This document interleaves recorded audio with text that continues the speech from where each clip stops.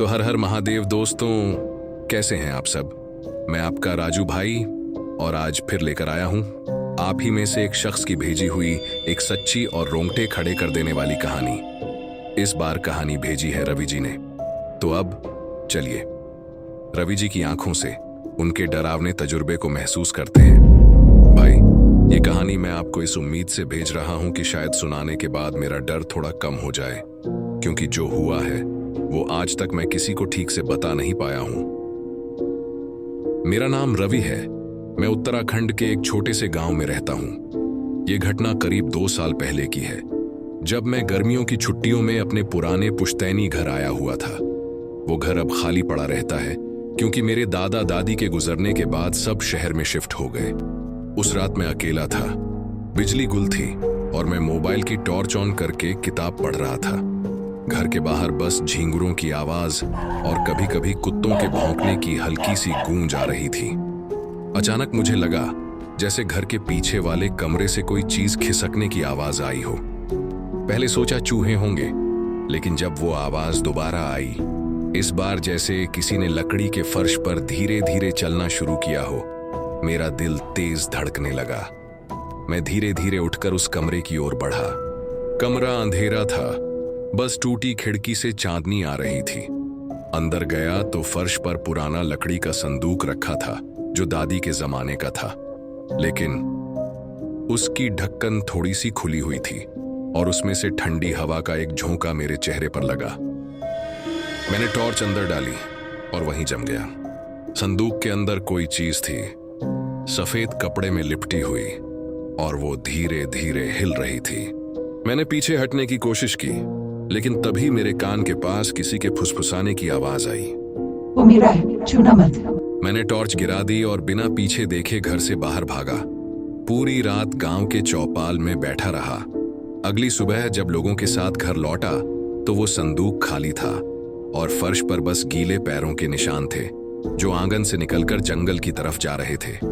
आज तक नहीं पता कि वो क्या था, लेकिन उस रात के बाद मैंने उस घर में कभी कदम नहीं रखा।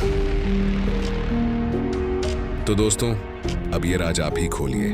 कमेंट में बताइए उस संदूक में आखिर क्या हो सकता था।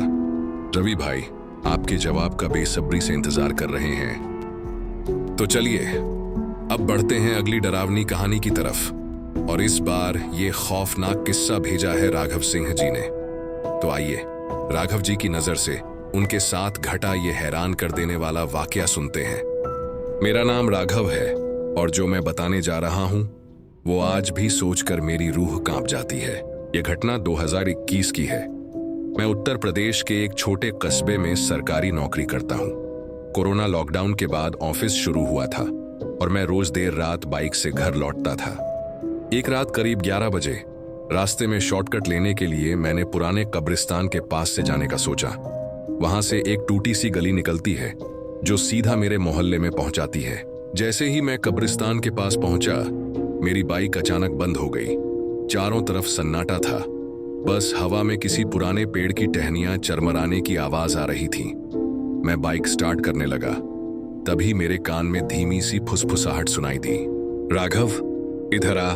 मैंने चौंक कर पीछे देखा तो दूर कब्रों के बीच सफेद कपड़े में लिपटी एक औरत खड़ी थी। उसका चेहरा ढका हुआ था, लेकिन उसकी आंखें लाल सी चमक रही थीं। मैं डर के मारे पसीने पसीने हो गया, लेकिन पैर जैसे जमीन से चिपक गए थे। वो औरत धीरे धीरे मेरी तरफ आने लगी। उसके हर कदम के साथ अजीब सी ठंडी हवा महसूस हो रही थी और हवा में सड़ी गली मिट्टी की गंध भरने लगी। अचानक उसने अपना चेहरा ऊपर उठाया। आंखों के नीचे काले गड्ढे, नुकीले दांत और मुंह से काला धुआं निकल रहा था। उसने हाथ बढ़ाकर मेरी तरफ इशारा किया और बस इतना कहा, तू बच नहीं पाएगा। मेरा होश उड़ गया। मैं बाइक छोड़कर भागा। पीछे से अजीब सी चीख सुनाई दी, जैसे कोई लोहे को खरोंच रहा हो। मैं दौड़ता रहा जब तक घर नहीं पहुंच गया। अगली सुबह मैं अपनी बाइक लेने कब्रिस्तान के पास गया। बाइक वहीं खड़ी थी, लेकिन उसके हैंडल पर कीचड़ भरे उंगलियों के निशान थे और सीट पर गीले कपड़ों की गंध अब भी मौजूद थी। उस रात के बाद मैं उस रास्ते से कभी नहीं गुजरा।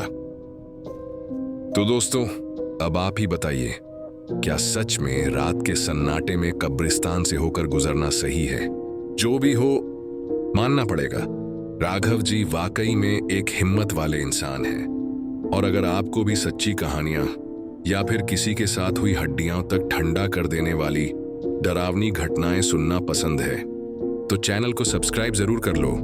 और हाँ, बेल आइकन दबाना मत भूलना, ताकि अगली बार जब खौफ दस्तक दे तो सबसे पहले आपके दरवाजे पर पहुंचे।